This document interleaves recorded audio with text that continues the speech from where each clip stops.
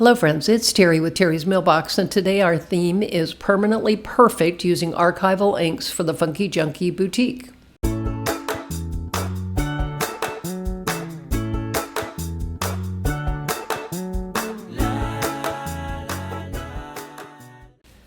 So here is my card here. Did you know you can ink smoosh with archival inks? I had no clue until I saw a video by Juliana Michaels. So again, I've kind of lined up all of my bright colors of archival ink.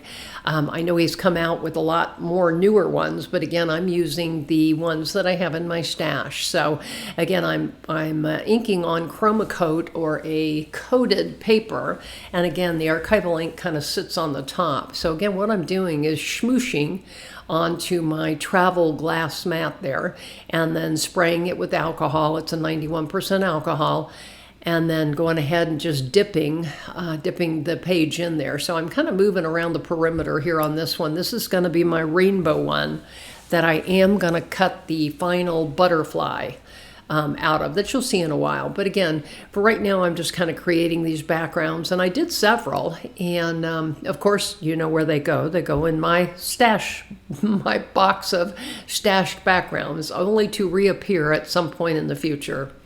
So again, we're kind of clearing that glass mat, and then we'll move on to another one. So this time I wanted to use kind of warm colors. So that's the picked raspberry, wild honey, and fossilized amber.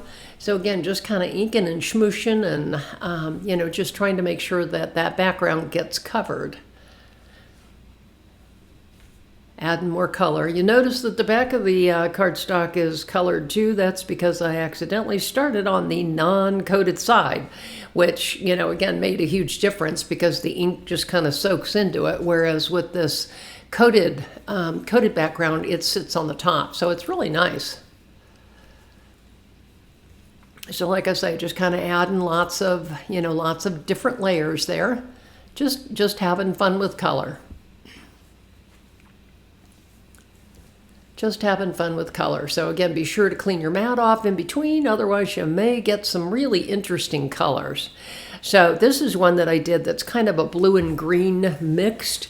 That'll be a great manly card someday. But I kind of got the idea when I was doing this that I could do grass and sky out of the green and the blue. It's peel paint and faded jeans. So you'll see me do that a little bit later.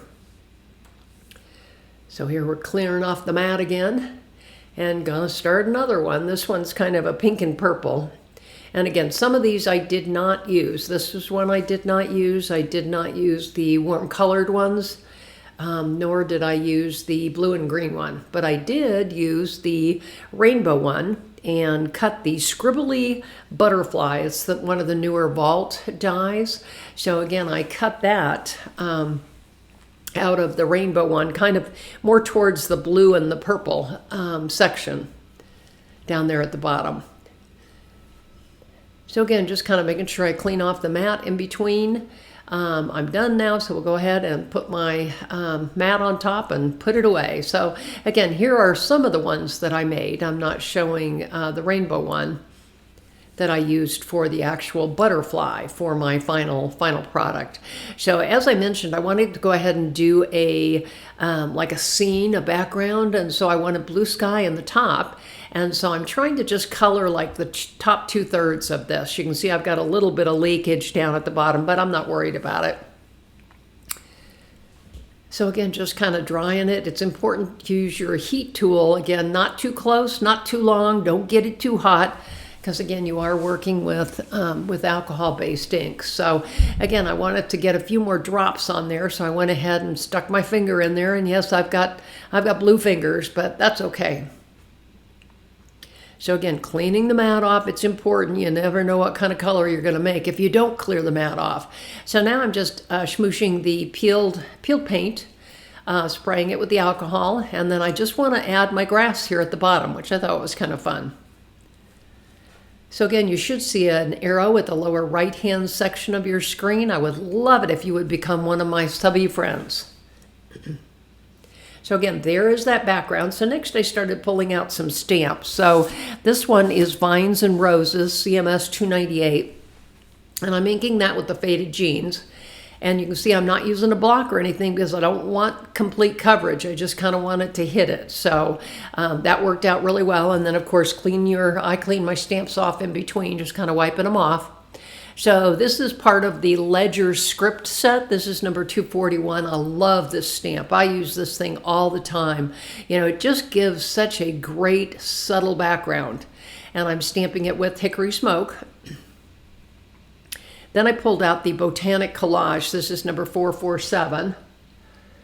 And I'm using Mermaid Lagoon. Something, you know, again, kind of still in that blue-green area, but again, something a little bit different. And we're going to stamp that at the right-hand side.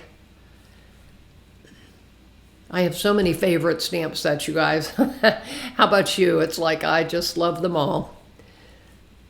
So this Botanic Collage is certainly one of my favorites. So there's that butterfly. Like I say, I cut him out of the Vault Scribbly Butterfly, and then I cut the outline out of a white Curious Metallic type cardstock.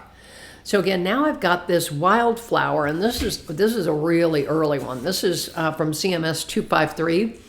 And what I wanted to do is I used Versamark to go ahead and stamp that on the section so that I could go ahead and then add the Rustic Wilderness and the Fossilized Amber. Right now I'm kind of practicing. I thought, well, you know, before I go for that final background that I worked so hard on, I thought I want to practice once. So again, I stamped it in the Versamark.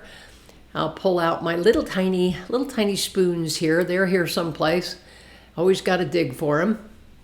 But again, I'm just trying to hit the blooms there. I don't want to hit those stems or anything. So again, I got to be careful when I flip it over. And so again, once I was happy with that, I decided to go for it on the real card. So again, I'm just kind of got the yellow on there. Now I'm working on the green stem. And again, you got to be careful which way you turn it over. I didn't want to heat it until I, you know, had all of my embossing glaze on there. So once I've got that all on there, we'll go ahead and heat it up. And there was the finished product, so I got to put this all away.